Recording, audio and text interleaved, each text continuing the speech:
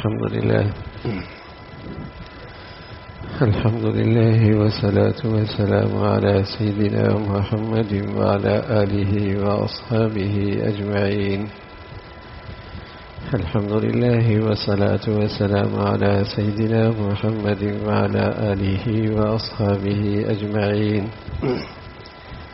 أما بعد فأعوذ بالله من الشيطان الرجيم. بسم الله الرحمن الرحيم. اليوم أكملت لكم دينكم وأتممت عليكم نعمتي ورضيت لكم الإسلام دينا. صدق الله العظيم. اللهم صل على سيدنا محمد وعلى آل سيدنا محمد وبارك وسلم. اللهم صل على سيدنا محمد النبي الأمي وعلى آله وأصحابه وسلم. میرے معزز مسلمان بزرگوں، عزیز بھائیوں، اللہ تعالیٰ نے اس دنیا میں جتنی بھی نعمتیں عطا فرمائی ہیں، اللہ تعالیٰ نے اس دنیا میں جتنی بھی نعمتیں عطا فرمائی ہیں، دین اسلام اس میں نعمت عظمیٰ ہے، سب سے بڑی نعمت. اللہ تعالیٰ نے اس دنیا میں اہل دنیا کو جتنی بھی نعمتیں عطا فرمائی ہیں، دین اسلام ان سب میں اللہ کی سب سے بڑی نعمت ہے. اللہ تعالیٰ نے رسول اللہ صلی اللہ علیہ وسلم کو حضرات انبیاء کی مقدس جماعت میں سیادت، قیادت، امامت اور ختم الرسل کا مرتبہ عطا فرمایا ہے. اور اللہ تعالیٰ نے قرآن مجید کو آسمانی کتاب میں سب سے عظیم مرتبہ کتاب عطا فرمائی ہے. اب ان دونوں سرچشموں سے جس دین کا خمیر تیار ہوا ہے وہ دین اسلام ہے. ان دونوں سرچشموں سے ایک طرف اللہ کے نبی جو حضرات انبیاء کی مقدس جماعت میں سیادت، امامت، قیادت اور سب سے عظیم مرتبے پر ختم الرسل، امام الانبیاء، اور دوسری طرف اللہ کی کتاب قرآن مجید جو ساری آسمانوں کتابوں میں سب سے عظیم. اب اس دونوں سرچشموں سے جس دین کا خمیر تیار ہوا ہے وہ دین بھی بڑا عظیم ہے، وہ دین اسلام ہے. اسی کا تذکرہ اللہ تعالی نے اس امت کو دیا. الیوم اکملت لکم دینکم واتممت علیکم نعمتی. الیوم اکملت لکم دینکم، آج میں نے اپنا دین تمہارے لیے مکمل کر دیا اور میں نے اپنا احسان بھی تم پہ پورا کر دیا اور تمہارے لیے صرف دین اسلام کو پسند کیا ہے. اور ساتھ یہ پیغام بھی دیا، وَمَن يَبْتَغِ غَيْرَ الْإِسْلَامِ دِينًا فَلَن يُقْبَلَ مِنْهُ وَهُوَ فِي الْآخِرَةِ مِنَ الْخَاسِرِينَ. دین اسلام کے علاوہ کوئی اور زندگی، کوئی اور دین یہ اللہ کے ہاں ہرگز قابل قبول نہیں ہے، اور ایسا شخص کل تباہ و برباد ہوگا. ایسا شخص کل تباہ و برباد ہوگا. یہ پیغام بھی دیا. اور رسول اللہ صلی اللہ علیہ وسلم فرمانے لگے اگر حضرت موسیٰ علیہ السلام جو عظیم المرتبہ پیغمبر ہیں، اولو العزم پیغمبروں میں سے ہیں، وہ بھی اگر آج زندہ ہوتے تو سوائے میری اتباع کے ان کے لیے کوئی اور چارہ کار نہ ہوتا. اگر عیسوی دین، عیسیٰ علیہ السلام کا دین محفوظ ہوتا اور دنیا اس پر عمل پیرا ہوتی، اور موسیٰ علیہ السلام کا دین اگر آج محفوظ ہوتا اور دنیا اس پر عمل پیرا ہوتی اور پھر اسلام آتا تب بھی سوائے اسلام کے کسی دین میں نجات نہ ہوتی، کسی اور مذہب میں اور دین میں زندگی اختیار کرنے کی اجازت نہ ہوتی۔ اگر وہ محفوظ بھی ہوتا، آج تو یہ سارے آسمانی ادیان تحریف کے نظر ہو گئے نا، کچھ بھی آسمانی چیز ان ادیان میں باقی نہ رہی، کچھ بھی باقی نہ رہا۔ یہ دین اگر عیسوی دین اگر صحیح محفوظ بھی ہوتا اور دنیا عمل کر رہی ہوتی، موسیٰ علیہ السلام کا دین محفوظ بھی ہوتا اور دنیا اس پر عمل کر رہی ہوتی، اور پھر اسلام کی نعمت آتی، اس لیے کہ اسلام یہ دین جس طرح اللہ کا نبی، سارے نبیوں کے امام، قرآن مجید ساری آسمانوں کتابوں میں سب سے عظیم تر، ان دو سر چشموں سے تیار ہونے والا دین وہ بھی عظیم تر ہے۔ آفتاب عالم روشن ہو، آفتاب عالم مہتاب دنیا کو روشن کر رہا ہو، اور پھر کوئی آدمی روشنی ستاروں سے یا چراغوں سے تلاش کرے تو کتنی غیر معقول بات ہے، کتنی غیر معقول بات ہے۔ آفتاب عالم اپنی پوری آب و تاب کے ساتھ موجود ہے، اور پھر کوئی روشنی ستاروں سے تلاش کرے، کمکموں سے تلاش کرے، چراغوں کے پیچھے پڑے، کتنی کم عقلی ہے، کتنی نادانی ہے۔ تو جب اللہ کا یہ دین اسلام یہ موجود ہے، پھر کہاں گنجائش ہے کہ آدمی زندگی کی روشنی کسی غیر سے حاصل کرے؟ پھر اس نعمت کی کتنی توہین ہے، پھر اس نعمت کی کتنی ناشکری ہے، پھر اس نعمت عظمیٰ کی کتنی ناقدری ہے، پھر اس عظیم نعمت کی کس قدر تذلیل اور تحقیر ہے۔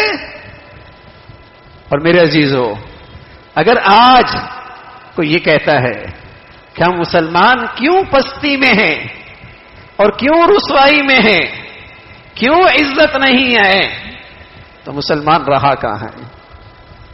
مسلمانوں کی زندگیاں اس سرچشمے سے روشنیاں کہاں حاصل کر رہی ہیں؟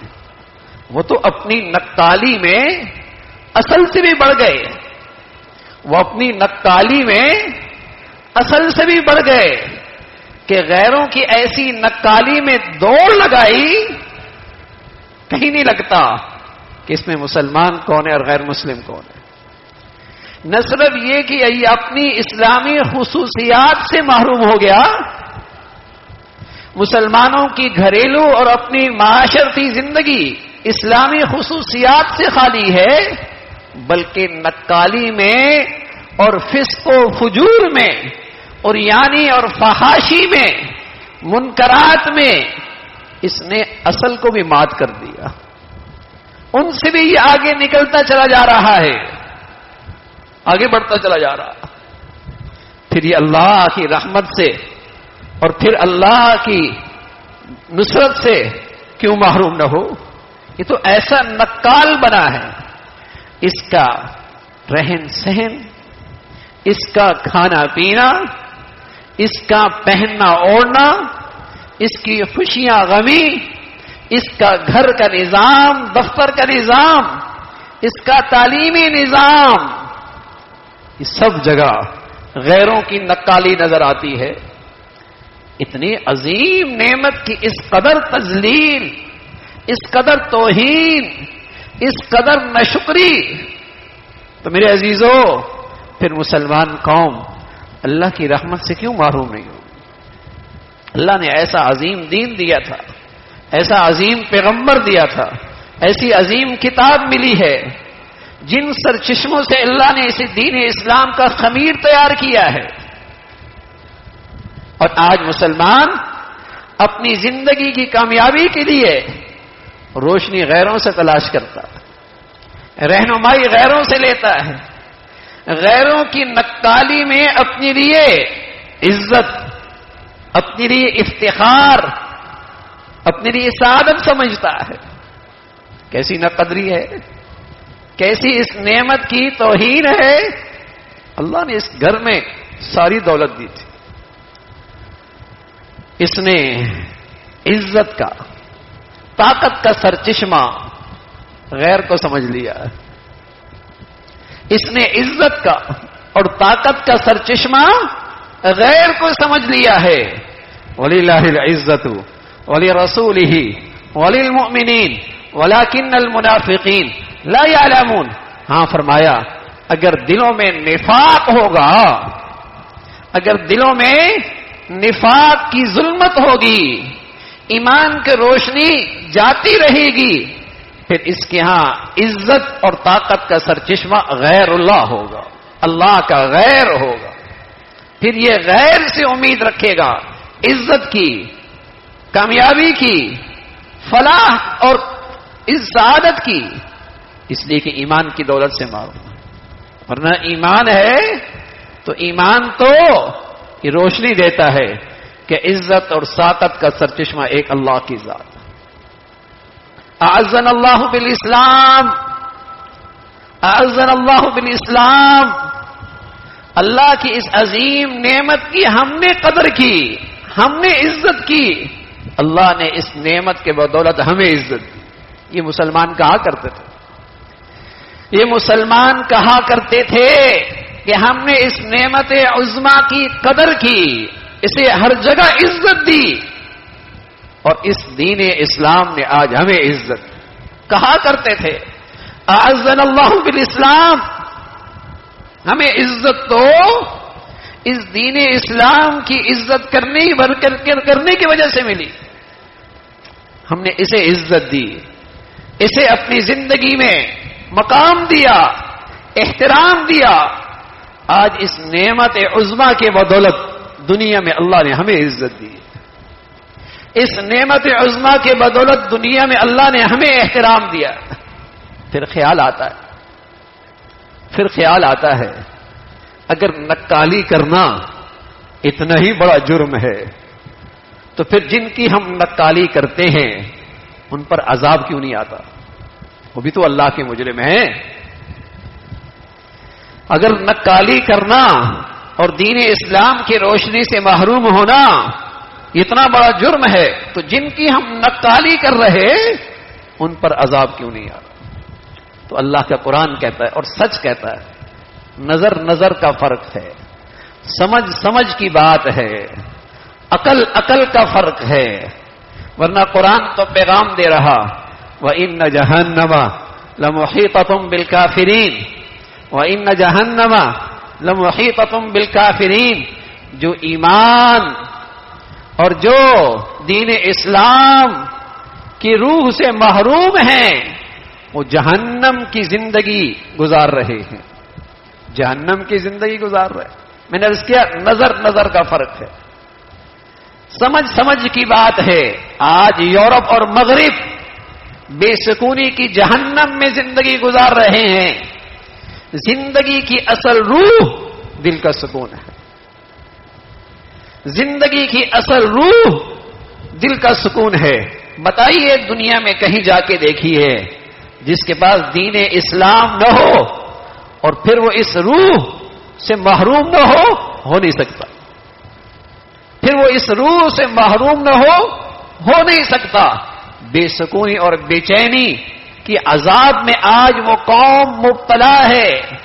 عارضی سکون لینے کے لیے نشہ آور دواؤں کا استعمال اس قدر کثرت سے ہے کہ آج ان ترقی یافتہ دنیا میں خودکشیاں غیر معمولی ہیں۔ تھوڑی بھی سمجھ ہو اور تھوڑی بھی ان کی زندگی کے احوال کا پتہ ہو تو پھر قرآن کی سچائی دل میں اترے گی، وہ جہنم کی زندگی گزار رہے ہیں،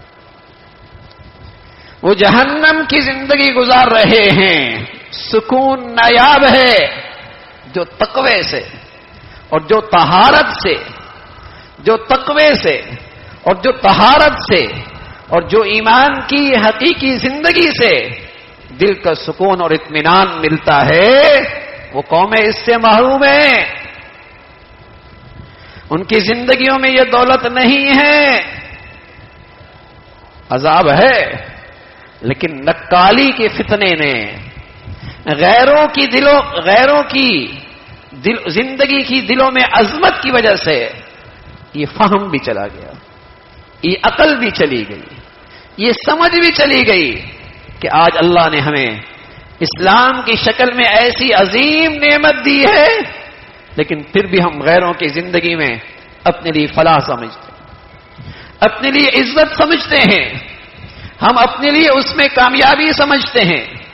یہ اس گناہوں کی نحوست ہے جس سے عقل کام کرنا چھوڑ دیتی ہے، جس سے عقل کی سمجھ بوجھ دانش مندی جاتی رہتی ہے. تو میرے عزیزو، اللہ تعالی نے اس امت اسلامیہ پر، اس امت محمدیہ پر اس دنیا میں جتنی نعمتیں بھیجی ہیں، ان میں دین اسلام سب سے بڑی نعمت اس امت کو عطا فرما، نعمت عظما جس کا اعلان اللہ تعالی خود کر رہے. یہ عظیم نعمت ہے. لیکن جو شخص بھی اپنی انفرادی زندگی میں، اپنی گھریلو زندگی میں، اپنی معاشرتی زندگی میں، اپنی قومی زندگی میں اس دولت کو عزت دے گا اور اس نعمت کی قدر کرے گا، وہ اپنی زندگی میں اس کی برکات اور ثمرات بھی دیکھے گا. وہ اس کی برکات اور ثمرات بھی دیکھے گا. معاشرے میں یہ نعمت نہیں ہے. قومی سطح پہ بدقسمتی سے ہم نعمت سے محروم ہیں. لیکن اگر کوئی شخص اپنی انفرادی زندگی کے اندر بھی اس دولت کی قدر کرے گا تو اس کے میٹھے پھل سے محروم نہیں ہوگا، اس کے سکون سے محروم نہیں ہوگا، اس کے اندر جو اللہ اس کی بدولت اطمینان دیتا ہے اس سے محروم نہیں ہوگا.